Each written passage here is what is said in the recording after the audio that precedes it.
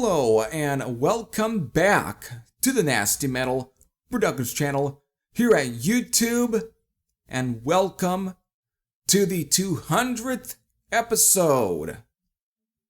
Wow, holy shit. I've made it to number 200, folks.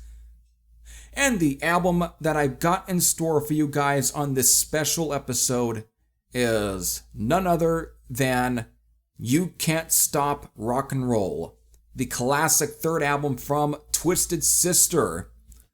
Of course, this album's 40th anniversary will be celebrated this month, and possibly even into the next month as well, since this was first released in Europe in April of 1983, then in both the United States and Canada in May of 1983. So without further ado, let's begin. After the release of their debut album, Under the Blade, which did pretty well for the band, the label they were signed to at the time, Secret Records, went out of business, which left Twisted Sister without a label. After making a live appearance on the British music program The Tube, Atlantic Records would approach the band a second time.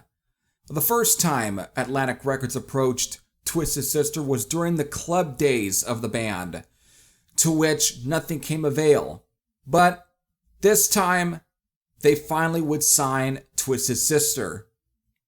Now under the new umbrella of one of the world's most giant record labels, or organizations to be exact, the band would head to Cookham, Berkshire, England, to record at Saul Studios with producer Stuart Epps, who is best known for working with Vandenberg on his first two albums and Wishbone Ash on the Twin Barrels Burning album, just to name a couple for you guys.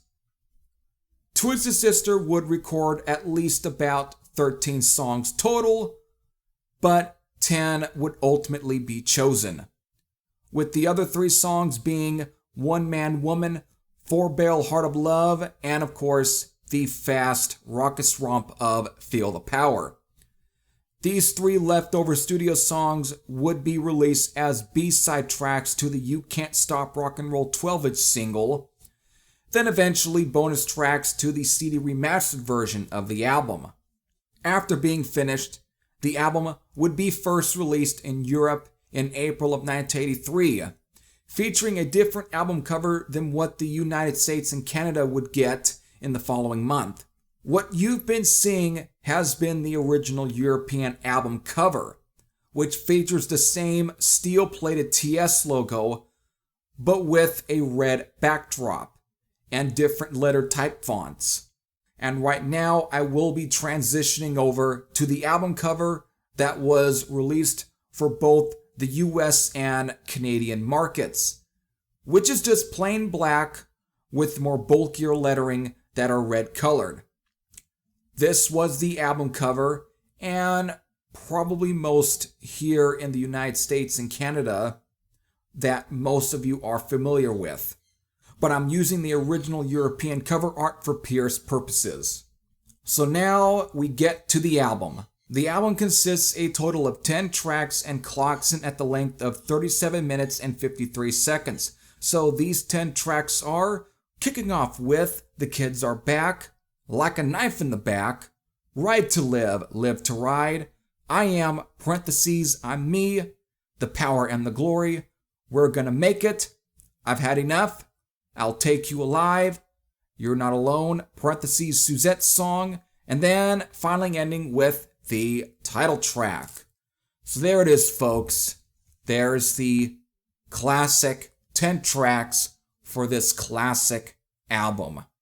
Due to the less rough recording and a slightly more polished sound mix, this album pretty much became the first accessible album for pretty much most of everybody, at least for those who weren't able to get into the very rough, very raw recording of Under the Blade. However, it still packs a raw punch nonetheless. Again, not as heavy and raw to the bone as Under the Blade was, but I do find this album to be equally as enjoyable. It's probably best to put this as a transitional kind of album, with it being sandwiched between Under the Blade and what would be the mammoth Stay Hungry album, but it still retains that same rigid bite that Under the Blade had, with songs like, well, Like a Knife in the Back, the roaring thunder of Ride to Live, Live to Ride, the free and easy of The Power and the Glory, all the way to the powerful, anthemic message of You Can't Stop Rock and Roll, the title track of the album, which can be treated as a call to arms for every single diamond leather-clad headbanger. So, also, speaking of anthemic messages, this album is filled with them. Dee Snider is great with writing songs that have great, uplifting messages. Even before the hits like We're Not Gonna Take It. Take, for example, I Am, parentheses, I'm Me, which is such a catchy song. But again, it has that uplifting message for whenever you're feeling down and out. It's a powerful song. Then there is You're Not Alone, parentheses, Suzette's song, which, if I'm not mistaken, was written about his wife. It's the album's soul ballad, sort of similar to The Price off of Stay Hungry, but is equally just as powerful, maybe even more powerful. Again, it has that uplifting message to it, very greatly written song, and it's just one of those that really helps lift me up whenever I am feeling down. It has that kind of powerful emotion to it, and that's just was one of the great things about Dee Snider and whenever he would write his songs, especially on this album, where you really find a lot of that sort of great, sort of powerful messages on here. And it really makes this album one of those go-to albums whenever you're feeling, let's say, pretty crappy on a day, or you're just feeling a little depressed, and it's just one of those that just brings you very joyful, and it just lifts you up, and you just end up having the feel of that now you can finally conquer the day, and can just go swiftly and feeling peaceful into the night. That's just this kind of album. It's just what this album has, that kind of aura to it, and it's just so great about it. But really, I just love all of this album to begin with, nonetheless. The opening track, The Kids Are Back, is a thunderous rocker in that classic AC/DC tradition. Just a great sort of bare bones, straight to the point, kick-ass hard rocker. This album is just jam-packed with full of catchy, infectious rockers. To me, this is my last favorite album from Twisted Sister. I know Stay Hungry is largely their biggest album, but I don't think it's as gripping as these first two records were. Again, they just resonate with me much better. Again, I do like Stay Hungry, and at some point I will spotlight that album, but for now, it's all about You Can't Stop Rock and Roll. Just a great album. Again, if I were to kind of rank these first two, I still would put Under the Blade as number one, but this is easily number two. But goddamn, the minute I get into that mood where I am listening to Under the Blade, I pretty much do feel about just putting on You Can't Stop Rock and Roll afterwards. Again, I can just transition to that album and then it'd just be fine. And then there's the Stay Hungry, and then after that, whatever. You know, it is what it is. What comes afterwards, you either take it or leave it. Me, I'm just fine at stopping at Stay Hungry. That's where I'm just going to be at. But I'll save that for another video, again, just another time. So, upon the success of the album, Atlantic Records decided to promote the band much more heavily. A music video was made for the title track, which was my introduction to the songs that weren't I Wanna Rock and We're Not Gonna Take It. It's kind of a goofy video, but I don't think it's that goofy compared to the already mentioned songs with actor Mark Metcalf, who was either portrayed as an angry principal or an angry father. But because of seeing the video for You Can't Stop Rock and Roll, that's what led me to want to search out for this album. It became my favorite Twisted Sister song for a pretty long time. It still is one of my favorite songs of theirs to this day, just because it's just a driving heavy rocker and that slight Motorhead kind of style to it.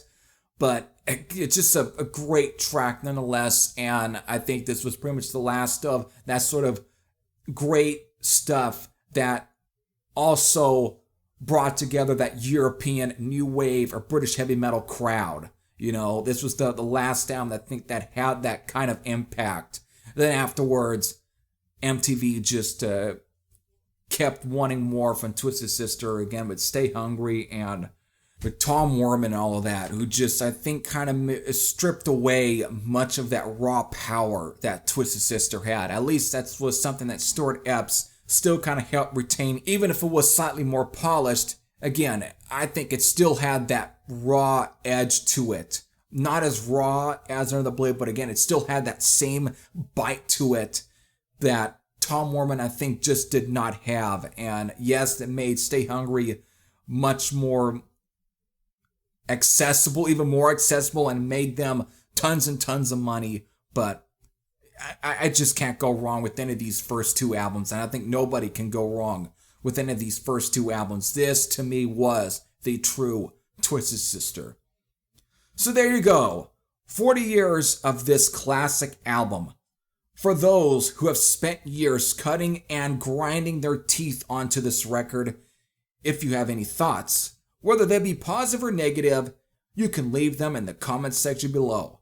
But if you have never checked this album out, do so, even if you have never gave Stay Hungry a shot.